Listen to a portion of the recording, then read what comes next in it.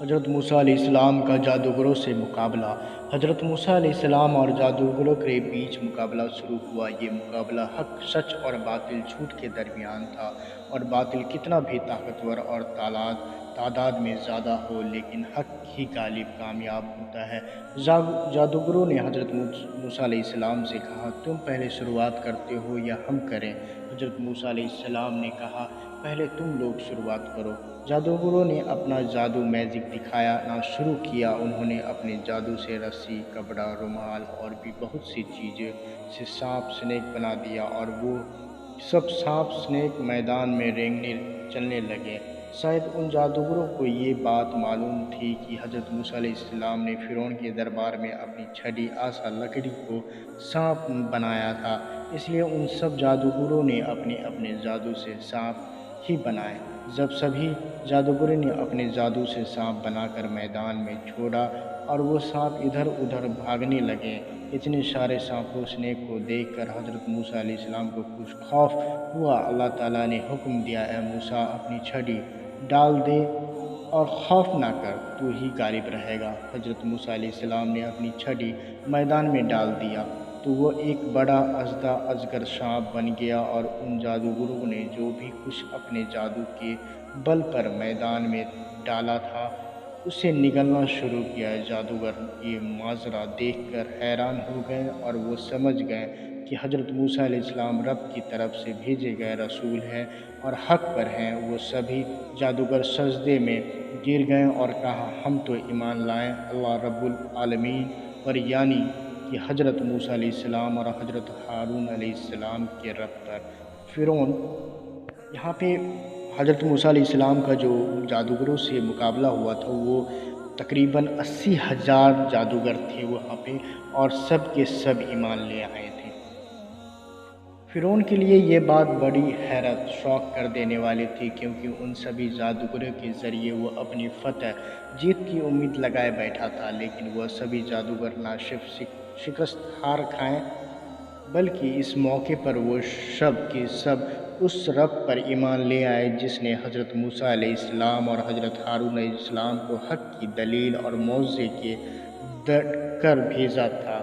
ہونا تو یہ چاہیے تھا کہ سب دلیل اور معجزے دے کر فرعون خود بھی اللہ تعالیٰ پر ایمان لے آتا، لیکن اس نے گھمنڈ اور اپنے رب کی بغاوت کا ہی راستہ اپناتے ہوئے ان سبھی جادوگروں کو ڈرانا اور دھمکانا شروع کر دیا، اور کہنے لگا، اس کے پہلے کہ میں تمہیں حکم دیتا تم لوگ خود ہی ایمان لے آئے۔ مجھے یہ یقین ہے کہ تم لوگ اور یہ موسیٰ آپس میں ملے ہوئے ہو، اور یہ موسیٰ تم سب لوگوں کا بڑا استاد ٹیچر ہے، اور اسی نے تم لوگوں کو جادو سکھایا ہے، اور تم سب لوگ مل کر ہمارے خلاف سازش کر رہے ہو تاکہ ہم لوگوں کو ہمارے ملک دیش ریاست سے باہر کر دو۔ اس لیے تمہیں ابھی معلوم ہو جائے گا کہ ہمارے ساتھ غداری کرنے کا انجام کیا ہوگا۔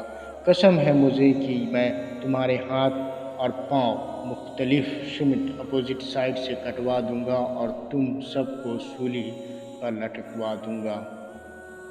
ان جادوگروں نے جو ایمان لا چکے تھے جواب دیا، ہمیں کوئی خوف نہیں ہے، تیری مرضی ہے جو تو ہمارے ساتھ کر، لیکن ہم اپنے ایمان سے واپس نہ ہٹیں گے، اور ہم نے تو اپنے رب کی ہی طرف واپس لوٹنے والے ہیں، اسی لیے ہم تمہارے مقابلے میں سب سے پہلے ایمان والے بنے ہیں، اور ہمیں امید ہے کہ ہمارا رب ہماری سب خطاؤں کو معاف کر دے گا، اور خاص کر کے جادوگری کا گناہ جس پر تو نے ہمیں مجبور کیا ہے۔ اللہ تعالیٰ ہی بہتر اور باقی رہنے والا ہے۔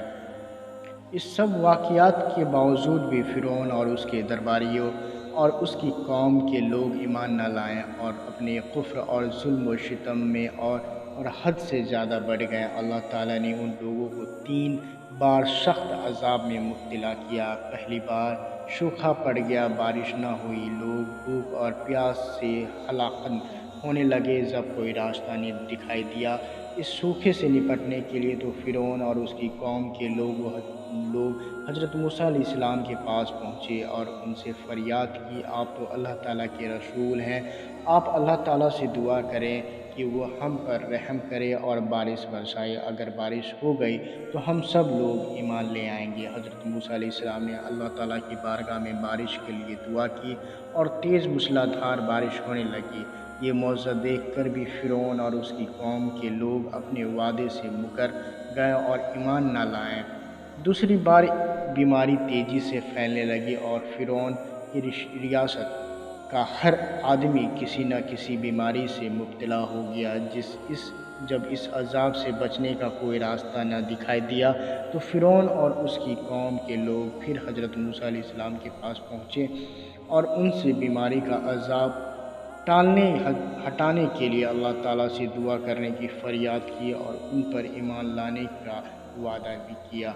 हज़रत मूसा अलैहिस्सलाम अल्लाह ताला की बारगाह में ये बीमारी का अज़ाब टालने के लिए दुआ की, जिसे अल्लाह ताला ने कबूल किया और बीमारी का अज़ाब उन लोगों पर से हटा दिया गया। और जब वो लोग सेहतमंद हुए तो फिर अपने वादे से मुकर गए और ईमान न लाए। अल्लाह ताला ने फ़िरौन और उसकी कौम को तीसरी बार अज़ाब में मुब्तला किया। इस बार अल्लाह ताला ने अज़ाब के तौर पर चूहे, खटमल, मेंढक, फ्रॉग और भी दूसरे छोटे छोटे कीड़े मकोड़े इंसेक्ट की पैदावार इतनी कर दी कि ये कीड़े मकोड़े हर जगह फैल गए। अनाजों में, पानी में, खानों में, सब्जियों में, फलों में। और जब ये कीड़े मकोड़े पानी या खानों में गिरते या मरते तो फट जाते, जिससे पानी का रंग खून जैसा हो जाता। हर जगह इन कीड़े मकोड़ों की मौजूदगी से फ़िरौन और उसकी कौम की ज़िंदगी दुश्वार हो गई और इस बार बार के अजाब से फ़िरौन और उसकी कौम ने कोई सबक ना सीखा। उल्टे हज़रत मूसा अलैहिस्सलाम और जो लोग उन पर ईमान लाए थे उन लोगों को मनहूस निस्ती कहने लगे और कहते थे कि हज़रत मूसा अलैहिस्सलाम और उन पर जो लोग ईमान लाए हैं उन लोगों की मनहूसियत की वजह से बार बार हम लोगों पर ये मुसीबतें आ रही है। लेकिन फिर भी इस अजाब से बचने के लिए वो लोग हज़रत मूसा अलैहिस्सलाम के पास पहुँचे और इस अजाब से छुटकारा पाने के लिए अल्लाह ताला से दुआ करने की फ़रियाद की। हज़रत मूसा अलैहिस्सलाम ने बारगाह इलाही में दुआ की और अल्लाह ताला ने उन लोगों को इस अजाब से निजात दे दी। फ़िरौन और उसकी कौम इस पर भी ईमान न लाए और इन अज़ाबों या बकौल उसके उनके मनहूसियत से हमेशा के लिए छुटकारा पाने के लिए आपस में ये मशवरा किया कि हज़रत मूसा और हज़रत हारून अलैहिस्सलाम और तमाम बनी इसराइल को ही कत्ल कर दिया जाए। इधर फ़िरौन और उसके सरदार हज़रत मूसा अलैहिस्सलाम और उनकी कौम के कत्ल का मंसूबा बना रहे थे। इधर अल्लाह ताला ने हज़रत मूसा अलैहिस्सलाम को हुक्म दिया, ए मूसा, तू रात मिडनाइट यानी कि बनी इसराइल मेरे बंदे को लेकर यहाँ से निकल जाओ और गम ना करना, फ़िरौन भी तुम्हारे पीछे आएगा। तुम लोग घबराना नहीं, तुम लोगों की हिफाजत मैं करूँगा और फ़िरौन और उसकी लश्कर, फ़ौज, सिपाही तुम लोगों तक पहुँच ना पाएंगे। शुक्रिया नाज़रीन, फिर मिलते हैं एक नए वीडियो के साथ और चैनल सब्सक्राइब करना ना भूलें। अस्सलामु अलैकुम।